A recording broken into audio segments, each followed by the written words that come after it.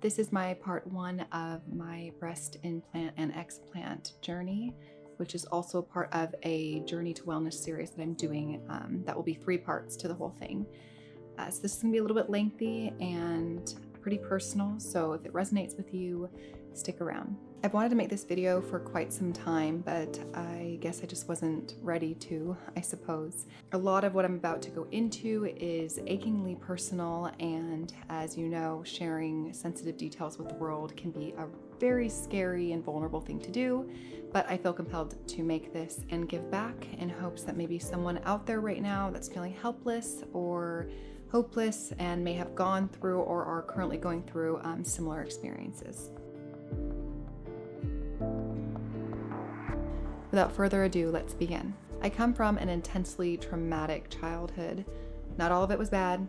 I had a lot of amazing people throughout my life that I'm very grateful for that helped, guide me through. But the parts that weren't definitely played their role in, my mental health as a teenager and the decisions I made and all the darkness that I just had no clue how to navigate. For years, my mental health was in complete shambles, and I was silently battling an eating disorder, which I initially developed when I was 11, that nearly ended me just a few years back, but that's for a different video. My idea of beauty growing up, like many, was meticulously crafted by movies and magazines and media.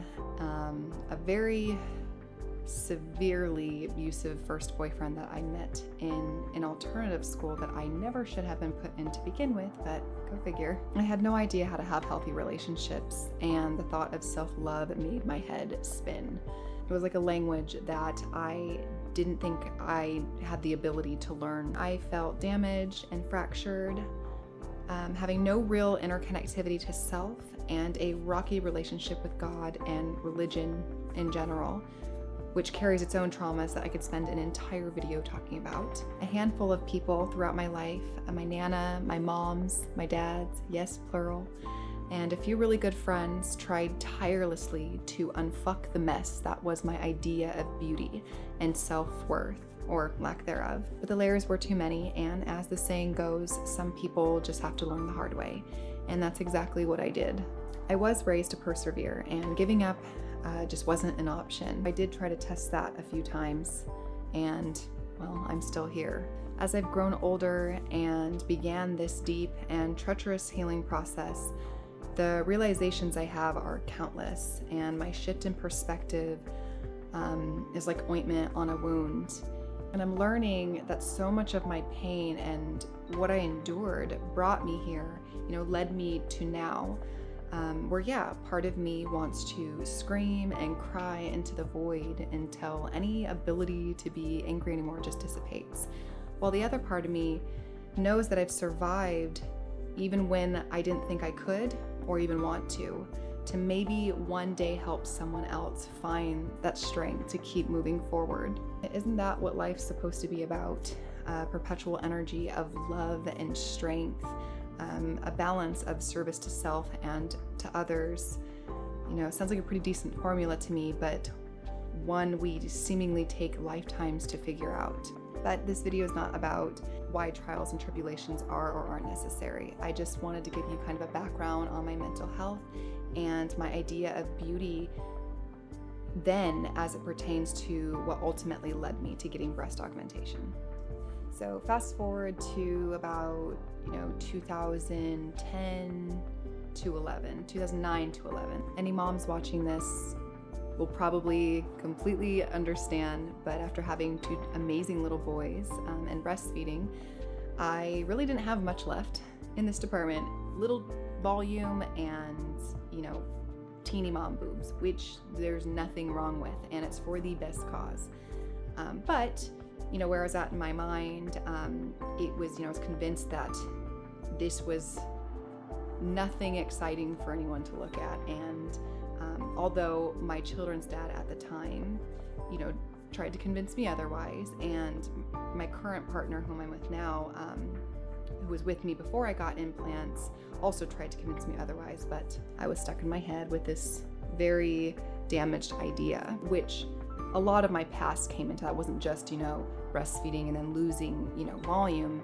It was all of the accumulated idea of what beauty is supposed to be, all these bullshit beauty standards that I developed throughout life. I started working as a bikini barista after a friend had suggested it to me, since I had prior barista experience. She said I'd make 100 times more the money in a bikini, and I thought, hell, why not? I gave it a shot, and she was right. The sex industry, entertainment industry in general, unfortunately, like to dole out mental health grenades and unrealistic bullshit beauty standards.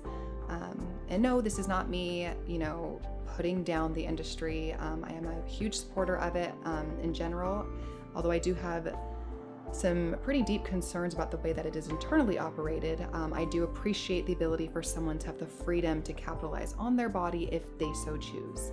Our governments do.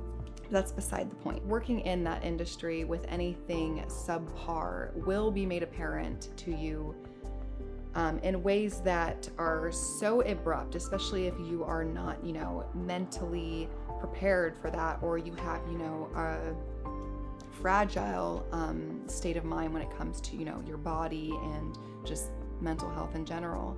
And that's what happened. I'll never forget a particular shift that I worked, and it really burned in my memory. And I don't know if it was the outfit I was wearing. Obviously, in that industry, my chest was fairly exposed. And I was told multiple times throughout this double shift how much better I would look with breast implants, almost the package. Words are fucking powerful, especially when you're a 19-year-old, half naked in a coffee stand, and your job literally depends on your body. You take that shit to heart, your brain starts to furiously calculate all of these different things. How much more money can you make? How many more opportunities could you have, And all of a sudden, your brain just throws in self-love. Like, whoa, could this be the answer to all my problems? Could this really solve all my body issues? So that, coupled with not really having the ability to strengthen my, mental health and my idea of beauty and learning to love my body, I was headstrong on doing what I thought was the only way to fight this illusionary beauty battle in my head. And I began researching. January 26, 2011, a day after my 21st birthday, I got a pair of 480cc breast implants. I was ecstatic, to say the least. I thought all my problems would be solved. I was ready to love myself and accept my body, and the excitement was there. But as time, went on, I noticed things. When I initially went in to have my consultation to get my implants done, I had done a lot of research, and I did extensive research, actually. I have an entire binder full of all the research I did, being someone that was interested in doing that, and obviously not being a doctor or scientist, but I scoured the internet for as much information as I could. So I was aware of, surgery issues or complications, or, body complications in terms of what could happen after surgery, or, things like that. And what I knew I did not want, I made very clear, was that I did not want silicone implants. Thankfully, sitting in the office, I was told, well, you're too young anyway, you have to be 22 at least to get them. As some of you may or may not know, silicone implants were banned in 1991, and they didn't come back into circulation until, I believe, 2006, when the FDA lifted the restrictions on them. So I had gone down this rabbit hole of silicone and knew that it was not something I wanted to choose to put in my body, because I read some pretty, scary things that, led me to the decision of thinking that saline was 100% safe. And that was what I was told. Okay, so I was told and convinced that these saline implants, silicone-lined saline implants, were safe, 100% safe. I did not find out that my implants were lined with silicone until 6 years after I initially had them augmented, when my left implant ruptured and I had to get a revision done. This was a terrifying experience for me, as you might imagine. And although, again, I knew that could be something that, could happen, rupture, leaking, that, it can happen. I was aware of those things. It didn't help with, the fear in going through that process. I was still working as a bikini barista at this point, and I had to go months with a deflated implant because I couldn't, afford it at the time. So not only was I going through a second recovery, but I was told after that implant was put in that these were silicone lined. So after my first augmentation, I would call it the long healing process, basically up until I had the rupture. So for 6 years, I somehow convinced myself that I was healing. I had neck and shoulder and breast and back pain, side pain, that never really went away, my eye bags. So I noticed this immediately. And, I know you may say like, oh, well, that's just aging or this or that. No. I didn't have this before my surgery. I did not have eye bags. I did not. And so I kind of chalked it up to, after surgery, it's you're in recovery, your body's, going through a lot to heal. And so I kind of chalked it up to that until about 6 months, 8 months, 10 months down the line. And that really bugged me. What the hell is this? What is going on? Why the fuck do I look so tired all the time? And not only that, but my eyes, I noticed that my eyes were so dull. They just like almost looked yellow, but not yellow, just dull white when they used to be super bright. I mean, these were features I would have a lot of compliments on, that people would say, oh my gosh, your skin is so good. It looks, you have no bags, you have no whatever, your eyes are so bright. So like I said, for 6 years, I kind of convinced myself I was just healing that entire time. So $4,300 later, I had a new implant and new complications. About 3 days post-op, I developed a very large hematoma, and it was absolutely excruciating. I was terrified. I was in so much pain. I already don't like to take pain medication, and it prolonged the healing process even longer than it should have been, months longer than it should have been. Even just fabric touching my skin was so incredibly painful. I should have just had them removed when I found out that my left side, had ruptured. I should have had them removed, but I was still working in the bikini barista industry, and in my mind that just wasn't logical. Keep in mind at this point, I still didn't really know about breast implant illness. I had heard the term kind of buzzing around, and it was more that I could feel like that I was being drawn to it, because I was like, oh my God, I've kind of seen things here and there, and oh, that was, I have similar things going on. And I was like, no, but it was more that my brain was like, nope, we're not going to think that way. We're not. What are you going to look like after? It's good.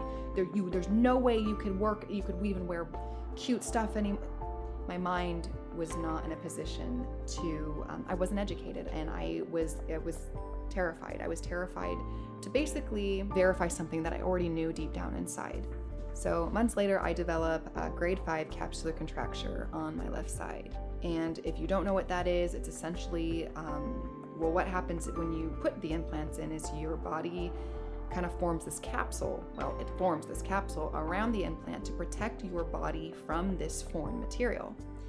And what can happen is when you basically, if an infection or the body just is not liking this, it develops this scar tissue, and it develops this hardened capsule, and it can squeeze that implant, causing a lot of pain in that area. And so a grade 5 is the worst. This constant tightness and pain that just, I said I was not going to cry in this video. It just makes you feel like you're a lot older than you are, and it sucks. So grade 5 capsular contracture on the left side and grade 4 on the right side later, here we are. So after a follow-up with my PCP at the time, my primary care provider, it was brought to my attention that my implants could potentially be causing a lot of other issues that I was going through at the time that I haven't mentioned in this video. I responded with, I've heard about this, I've kind of seen it going around. It was always kind of put in front of me. I would just ignore it. At this point, I was just miserable. And, aside from symptoms, I was in pain. So I was in a lot of pain, like I said, a lot of chest, just tightness, muscle, really affecting my mobility. At that point, I thought was a lot, until now. So anyway, I went home and I started researching, and I came across some amazing Facebook groups that are for breast implant illness, and just did a deep dive. Just went, days and days on end, reading story after story after story, and just bawling and knowing that this is what's going on, that these were not, my body did not want them in anymore, that they were not meant to be in my body, and that they were causing me a lot of unnecessary pain and symptoms. I understand that, a placebo effect, and I understand that people can bounce off of one another, and you can make things up in your head, and you can amplify things by putting your focus on them. I absolutely believe in that, mind over matter. But in the case of, a foreign object in your body that your body is clearly rejecting, is going into an inflammatory response constantly to try to fight these things off, and sharing a literal specific list of symptoms that hundreds of thousands of women are going through the same exact thing, and then remove them. And a lot of these things, if not all, resolve.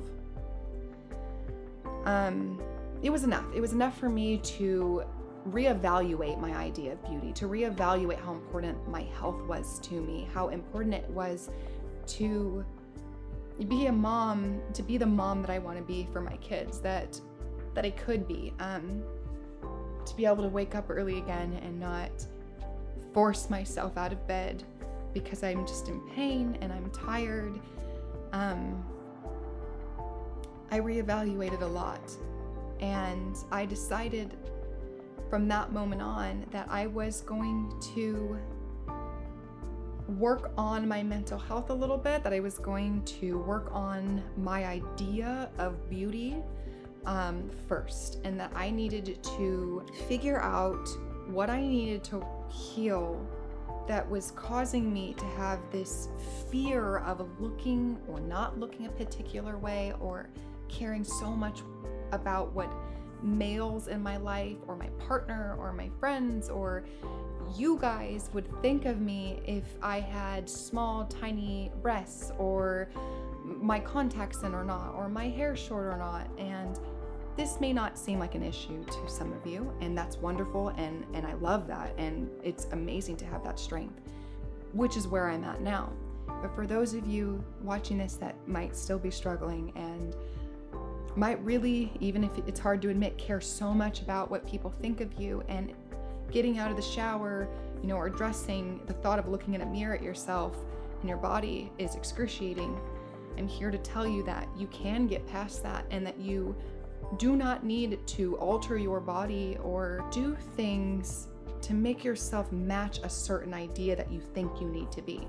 Now, with that said, I think it's really important to address the fact that I have nothing against altering, modifying your body. I have nothing against plastic surgery.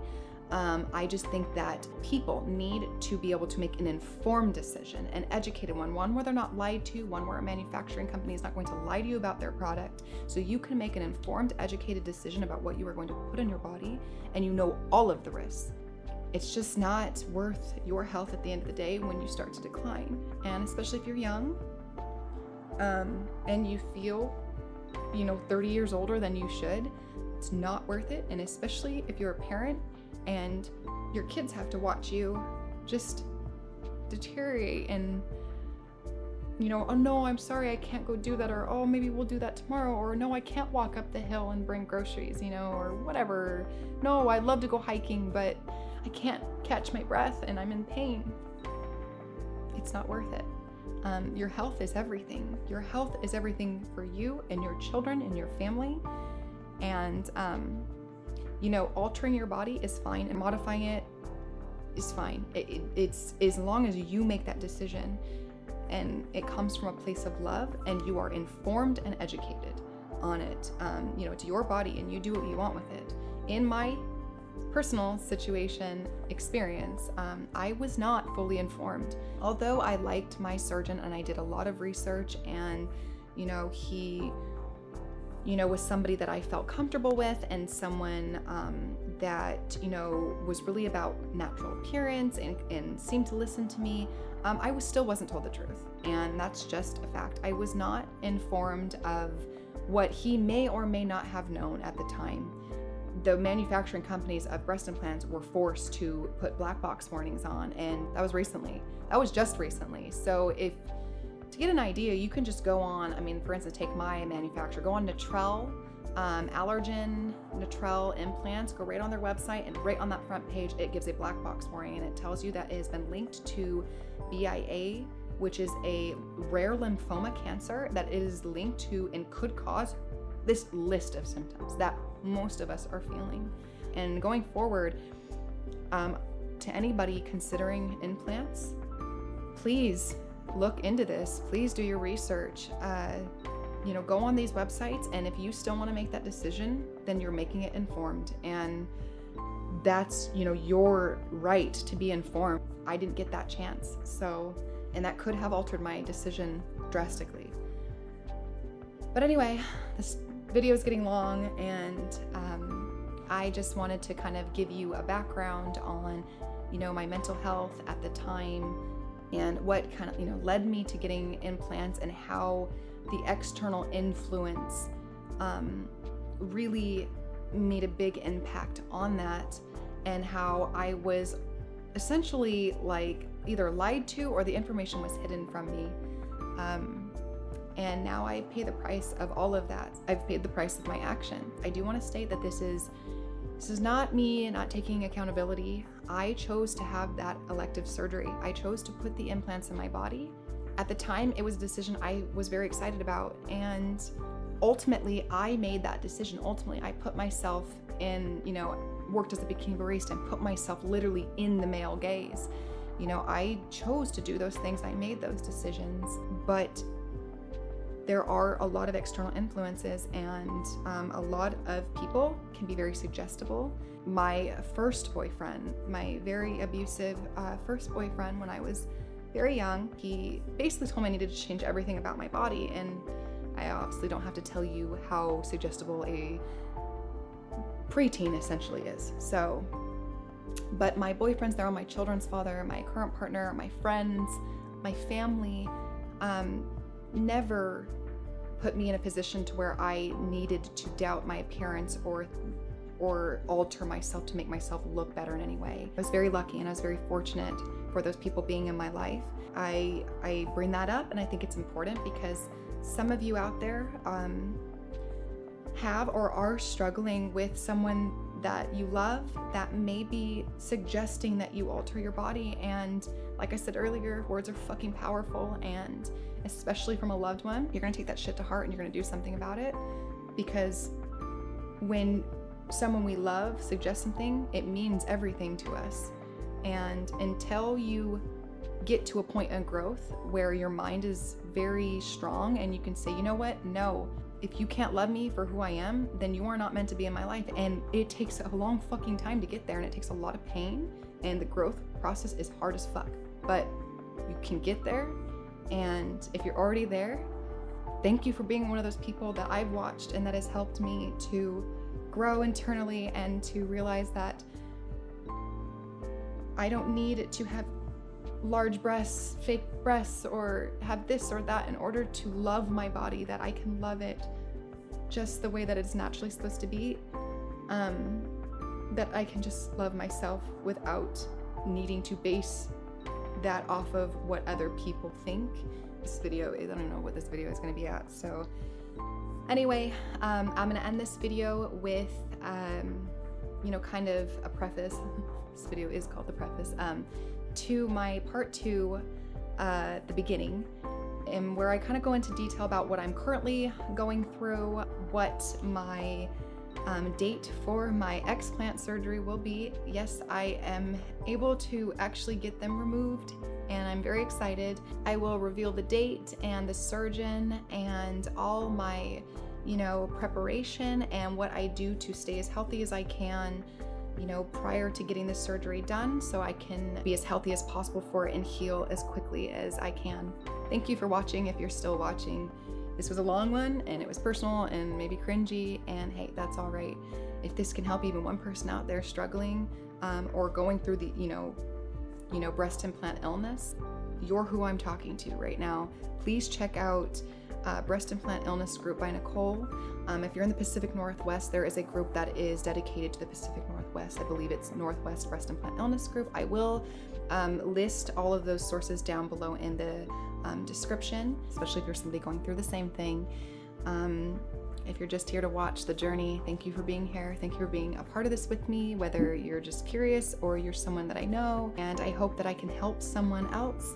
I am excited to not just survive, but to live and to feel alive, and that is exactly what I'm gonna do. I am very excited to take you guys along the journey to watch that transformation. Please like this video if you enjoyed it, if you got anything out of it, and subscribe if you haven't, so you don't miss my next video. It helps the algorithm, maybe push this video out to somebody that, may just need it. I will also be updating on my Instagram stories kind of throughout the whole process, just in short form. So if you're interested in following that, all my links for my link tree will be down in the description as well, and that has all of my links. So I do have like 3 Instagrams, just one's for my digital art, one's for my photography and film, and then my one's for just kind of my main one, which I'll be posting on. But let me know in the comments below if any of this reached out to any of you, if it resonated, or if you just have any questions, or you need some advice or kind of some guidance. Please feel free to reach out to me, and I will absolutely get back to you and just basically give you everything I know and what's helped me. And but please, if you're dealing with the similar issues or going through any sort of breast implant issues, check those groups out. They're phenomenal. There's hundreds of thousands of women going through the same thing, and there is light at the end of the tunnel, and the people that really love you and care for you will love you just the same. Nothing needs to be altered or changed. Not that anything's wrong with modifying your body, but informed, educated, and your choice. Thank you so much. All my love. See you in part 2.